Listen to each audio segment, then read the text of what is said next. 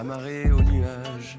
Vous nous avez sifflé, nous sommes là à 9h presque moins le quart avec Sarah qui va nous rejoindre, avec Laura, Frédéric et Patrice pour vous accompagner jusqu'à 9h. Frédéric qui va nous faire découvrir, si ce n'est déjà fait, je ne sais pas si Patrice ou Laura connaît par exemple Filoche. Féloche. Vous connaissez? Moi, je connaissais Gérard Filoche, mais je pense que ça n'a rien à voir. C'est à lui que je pense.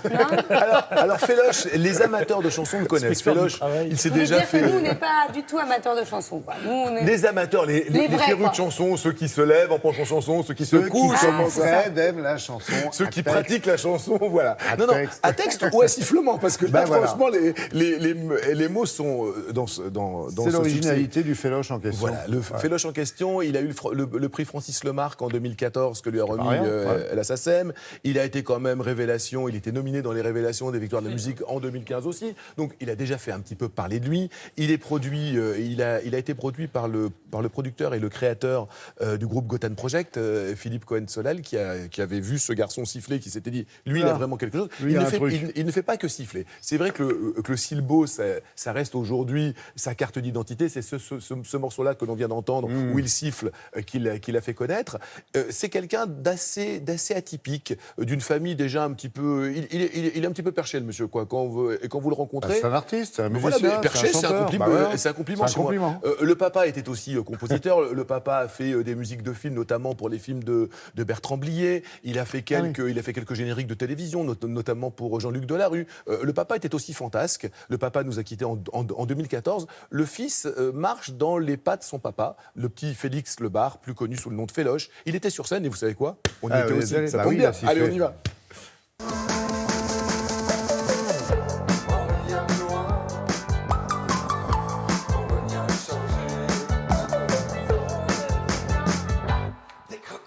Féloche, trublion, explorateur musical, rêveur un peu doudingue, géotrouve-tout. Lequel de ces vocables vous sied le mieux?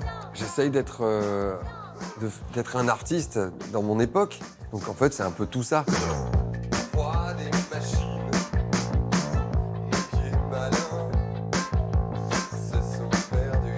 Votre singularité, votre spécificité, c'est d'aller faire de la musique comme d'aucuns vont découvrir de nouveaux territoires.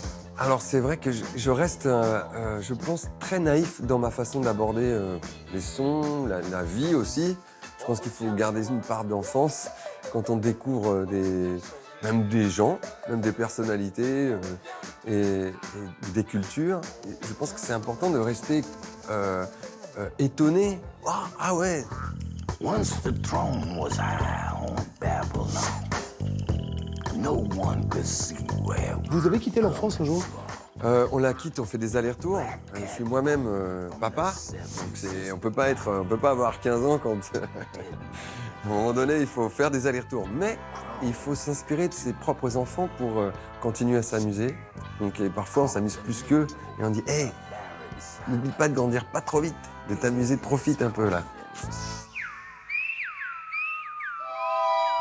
Sur l'île de la Gomera, on entend El Silbo en écho.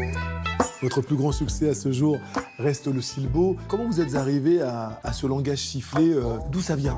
Quand j'étais petit, j'avais 8 ans, 10 ans, et donc l'amoureux de ma maman était des Canaries, d'une petite île de la Gomera. Et quand il rentrait à la maison le soir, il disait « j'arrive » en sifflant. Il appelait ma maman comme ça. Caterina. La Wawa escalade les jardins en escalier. Sur le volcan de la balade, El Silbo perce la fumée. C'est un langage sifflé, c'est un véritable langage sifflé. Il y en a d'autres, il y en a ailleurs dans le monde. Il y en a en Turquie, il y en a en Chine. Souvent dans les zones montagneuses.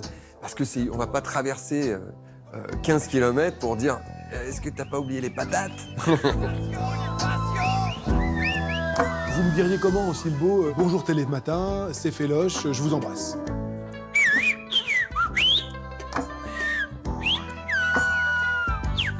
Bonjour Télématin, c'est Féloche. Merci Féloche. Merci à vous. Voilà, vous avez donc tous compris. Si vous voulez lui proposer une chanson, lui écrire un texte, il faudra d'abord apprendre à siffler. C'est ça. Et vous avez bien compris que c'est là vraiment, il nous a pas dit c'est Bernard, c'est vraiment Féloche.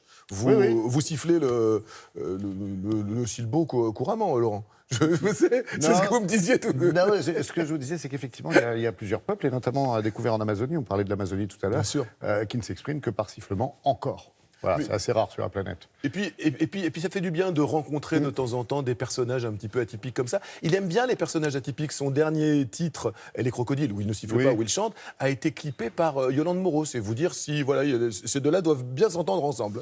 Ouais, j'imagine. Merci beaucoup, Frédéric.